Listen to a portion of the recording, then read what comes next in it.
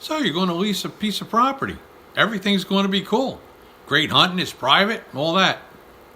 But wait, there's a few things that you need to know. Hey, welcome back. I'm Steve. So, you're going to lease a piece of property. Well, here's a few things that you need to take as advisement from somebody that's done it before you go jumping in and it's not what you thought it would be. No. Number one, the property itself. Does it have sufficient space to do what you intend on doing? Okay?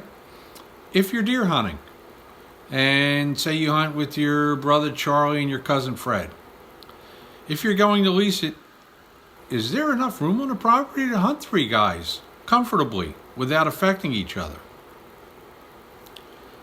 Number 2, when you go to lease that property, do you have sole rights to hunt there? Or is the landowner keeping some sort of hunting rights? Like his cousin Wendell wants to hunt opening day and doesn't want you there.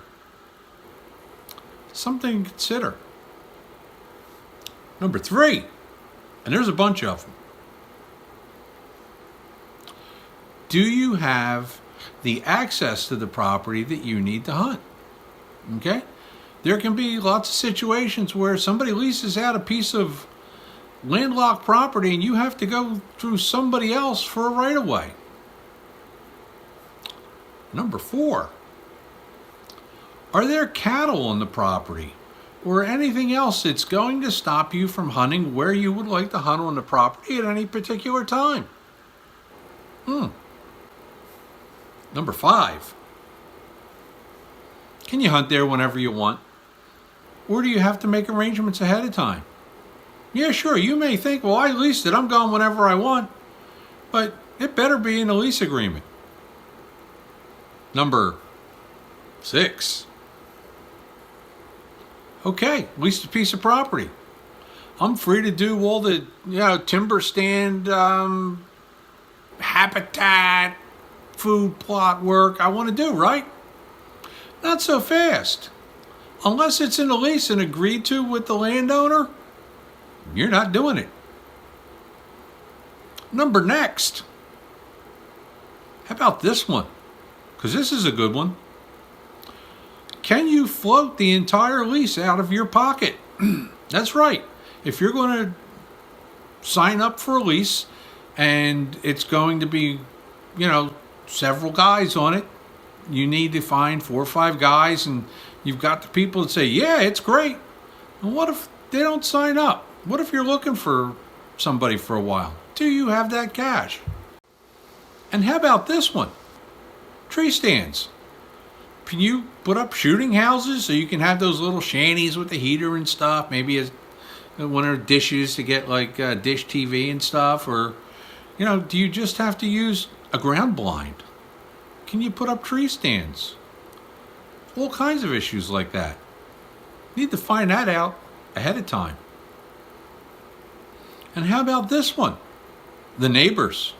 That's right, the neighbors. Do they have dogs that get loose and run all over the property? Do they shoot every deer that moves if you're somebody that wants to, hopefully grow bigger deer on a property? Hey, property's only as good as the neighbors. And if you have neighbors that are going to shoot everything that moves, you're probably not going to do real well if you have a different priority than them. Okay, next. Neighbors. Do they trespass? Are they a problem? Do they have tree stands facing into the property so they can shoot into it? Again, another issue you need to find out ahead of time. Next, ATVs. Can you ride an ATV through the property? Some landowners say, okay, if you're going to do it to put up tree stands or to take an animal out, that's cool, but at no other time. Find out ahead of time. Next, how long is the lease going to be? Is it 1 year? I can tell you this, when I'm generally dealing with the lease, I want it to end somewhere around May or June, just in case it falls through. Which brings me to the next one. The average lease lasts 3 to 5 years. Sometimes they go 8, 10 years. Everything's cool. But hey, people get older, they die, they want to sell their place, they want to move to somewhere other than wherever here is. So be aware that can happen. If your lease ends well before hunting season, you've got time to find somewhere else to hunt. Next, you wind up with EHD. Kills the deer herd. There's no deer to hunt. Well, guess what? You're still locked into that lease unless it has an EHD clause, which some do. Finally, and this is the big one. Say you're going to put your name on the lease and you want to bring whoever you want to bring whenever you want them there. But unless that's on the lease, they're just leasing it to you. So you need to have it worded so the lease says that you can bring guests. Hey, I'm not trying to talk bad on them or anything. I just don't want you to have some of the problems that I've had in the past. For Real World Deer Hunter, I'm Steve.